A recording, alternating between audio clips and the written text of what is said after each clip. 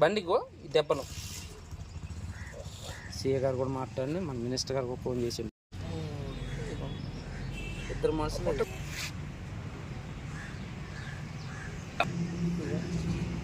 ఇక్కడ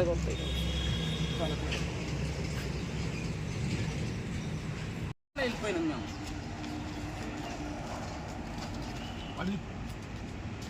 ఈ చిన్న బండి దొరకలేదు, నా బండి తిరుగురు చెక్ పోస్ట్ కాడ నుంచి ఎటుపోయారా తెలియదు.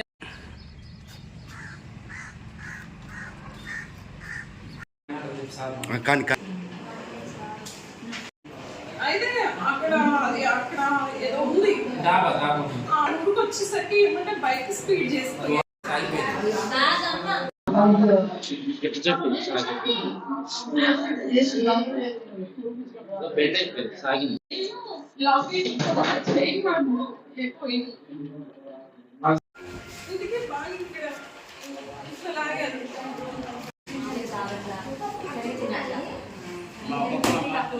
మద్యం చేయద్దు, అసలు రక్తం లేదు, ఏం తినకపోతే ఇంకా నీరసం అయిపోతుంది.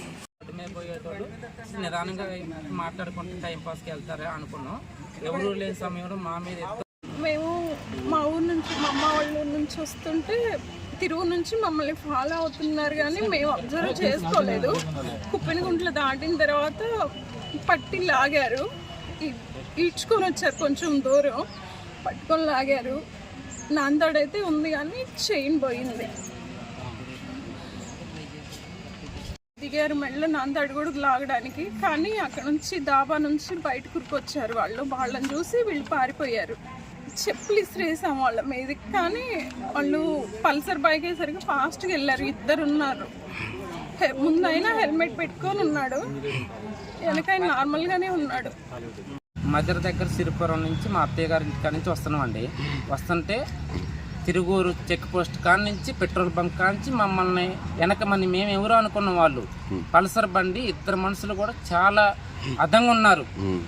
పాతికుప్పనకుంట కాలేజీ దగ్గరకు వచ్చేసరికి మమ్మల్ని మా బైక్ వస్తుంటే గుద్దేశారు. మేము పొదల్లో పడిపోయినాం. ఇద్దరు కూడా పల్సర్ బండి బ్లూ కలర్ బండి. మా యాం కూడా వాళ్ళని గట్టిగా ఒక దెబ్బ కొట్టేసరికి వదిలిపెట్టాను. చైన్ ఒకటే తీసుకొని పోయారు. ఒక నాంతాడు ఒకటి సాగింది. ఇద్దరు మనుషులు కూడా మమ్మల్ని కొట్టారు, ఒక దెబ్బ 2 దెబ్బలు కొట్టారు.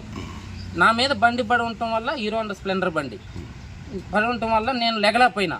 ఆ దాబా కాడ ఇద్దరు మనుషులు కూడా వాళ్ళు వచ్చేసరికి వాళ్ళను కూడా ఎక్సిలేటర్తో అంత స్పీడ్ ఎదురుకొచ్చినా కానీ వాళ్ళని కూడా గుద్దిపోయి అంత స్పీడ్కి వెళ్ళిపోయారు వాళ్ళు. మామూలు స్పీడ్ లేరు వాళ్ళు. బ్లూ కలర్ పల్సర్ బండి.